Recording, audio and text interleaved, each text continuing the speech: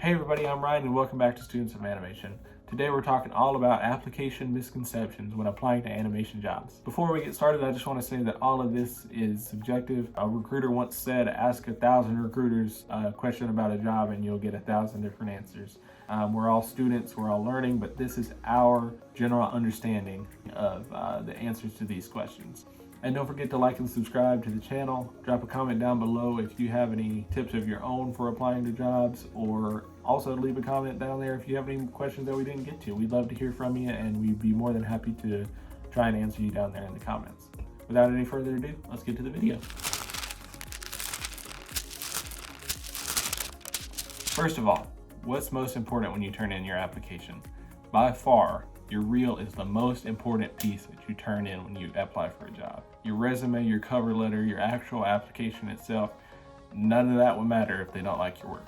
That's going to be the first thing they see is your reel, and they're going to go in a room and they're going to watch all the reels and they're going to see which ones look good. Before that, the recruiter may look at the resume, but it doesn't matter. They're going to narrow down the reels they like first and see that before anything else. So your reel is super, super important. We actually have another video on reels, so I'm gonna link it up here. Just go to that whenever you're done with this video. It's got some great information on your reels, and it also does have some information on your cover letter and resume. So once you get your reel polished, I have a little bit of information on there as well for your cover letter and resume. So should you apply to jobs that ask for 1 to 2 years of job experience? Yes. That is kind of a disclaimer to weed out people who don't know what they're doing at all. If you have been to an animation school maybe, or you're self-taught for a while, you're confident in your work, you can apply to those jobs that require 1 to 2 years of animation experience. That does include your schoolwork. That does include anything you've done on your own. Should you only apply for junior positions, or can you apply to higher level positions as well when you're starting out?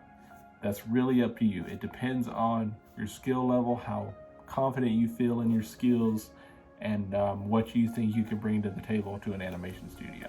If you are going to need probably a lot of guidance, it's your first job, you don't really know a whole lot about an animation pipeline, that junior position is going to be all about that. It's going to be about teaching you the skills that you need in a studio. That's where you're going to learn that all. If you apply to a mid-level position and you've never worked in a studio, you can do the work, but you may not have the overall skills around the job to do that job well enough. The pipeline may be difficult for you, deadlines, communication, all that more is going to be expected from you at a mid-level position, so keep that in mind when applying to animation jobs.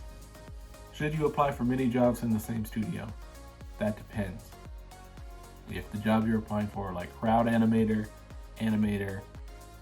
fix animator, yes, you can apply to all three of those. Those are still animator positions, so that's really what you want to focus in.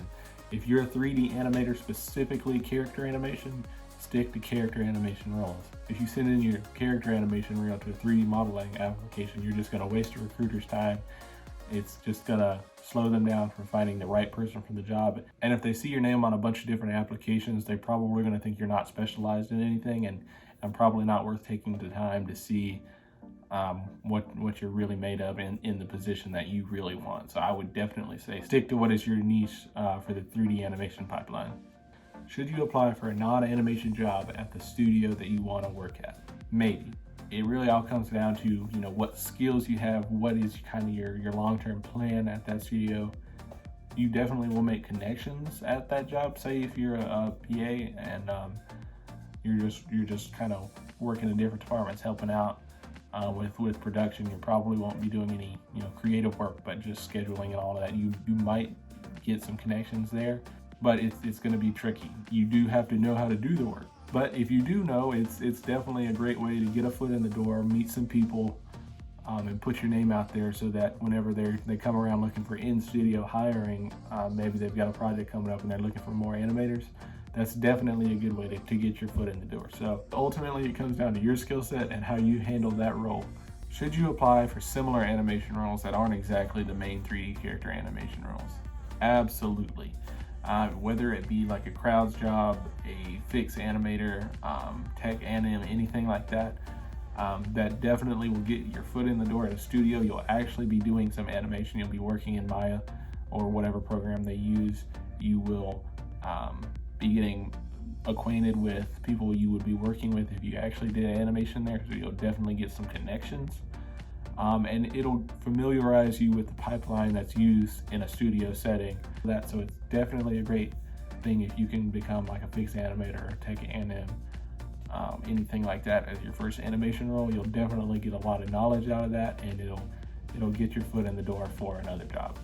Should you apply for a job in a medium that you ultimately don't want to work in long term? So say you want to work in games, but you have an opportunity to work on a TV show. Should you take that opportunity now and then work on games later, or should you keep focusing on games?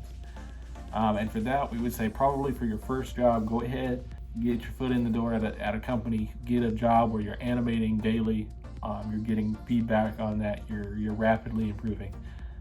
And then once you have a bit of a portfolio built up, you have some experience in a animation pipeline, then you can move on to that game studio whenever one comes up. But definitely the best thing to do is to just get a job where you're animating daily, you're getting paid to do that, you're getting paid to do what you love day in and day out. You're gonna rapidly improve your animation skills doing that versus just kind of holding out and waiting for that animation games job. You also meet a lot of people there, make a lot of connections. You may work with these people in a game studio, and then 5 years later you'll be working with them on a feature animation, and then you'll have that connection that you wouldn't have if you didn't apply to work in that studio. So it's always good anytime you can network, anytime that you can learn an animation skill. That's always going to be helpful in the long run. Should you apply for studios that are far away, be it across the country, across the world? Really, that's up to you. Do you want to move far away? Do you want to live? And one thing to think about is if you really want to be an animator in these studios, there's really just big hubs where that happens. It's not spread out all over the country. It's in hubs like LA, San Francisco, Vancouver, Montreal. You really do have to be conscious that it's very possible that you'll have to move to a big studio area. That being said, remote work is rapidly increasing in popularity among these companies. Very possible these days that you can get remote work. Several of us work remote for studios, and that is something that you can definitely consider. A lot of jobs, they'll put that right in the listing. So definitely you can consider that as well. There may be visa issues. Unfortunately, that does happen. And you're not always able to get that job even if they want you to, but I would definitely say take the shot and just put yourself out there, and maybe something good will happen there. Should you tailor your reel to the animation studio you're applying to? This is one of the most key parts in getting a job at a particular studio. You might be applying for Pixar, but if you have all body mechanic shots, that's probably not what they're interested in. Studios like Pixar, they would be much more interested in acting and dialogue, really emotional scenes on your reel, whereas if you were applying to like a game studio, if you are applying to a studio that's making a Street Fighter game, you would definitely want more body mechanics on that. It's all about showcasing your skills and talents that the studios are really looking forward to. So definitely tailor your reel. Do some research, look at what projects are coming up. Maybe reach out to a recruiter beforehand that works for the company and say, hey, I'm really interested in this position. What is the project for? Are you allowed to specify that? And they might can get you some more information about that so that you can tailor your reel to that specific application. That being said, if you're a student and you don't really have a lot of different shots yet that you can pick and choose from what to put on there, definitely put your best work on there. It's not going to be the end of the world if it's not exactly tailored to that shot. And finally, where can you find these animation jobs? If they're out there somewhere, where do I look for them? So there's a bunch of different places you can go to find animation jobs. Some of them are better than others at actually finding the jobs. We'll put some links down in the description, but big ones are like LinkedIn, Glassdoor, Indeed. There's a pretty good Google sheet out there with a bunch of different listings. We'll put that below. And then really, if you have a few favorite studios that you'd like to work at, keep a bookmark on their jobs page and just check it every few days or so. They may throw something up on there. So really, just between those, be vigilant. You're probably not gonna just go to a job and see the first listing and go, that's exactly what you want.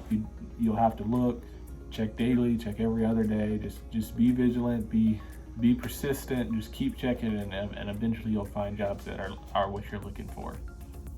Anyway, that's all for today's video. I hope you learned a lot, gave you some confidence about going out and applying for these jobs.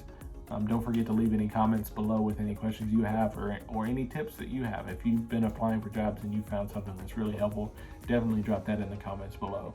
We're super excited to announce that if the channel hits 400 subscribers, we're going to start a Students of Animation Discord. It's going to be a great place for us to come together, talk to you guys, answer any questions you have. Maybe we'll give feedback. We can pass that back and forth. It'll just be an awesome community that we want to create to help fellow students of animation out there on their journey to become animators.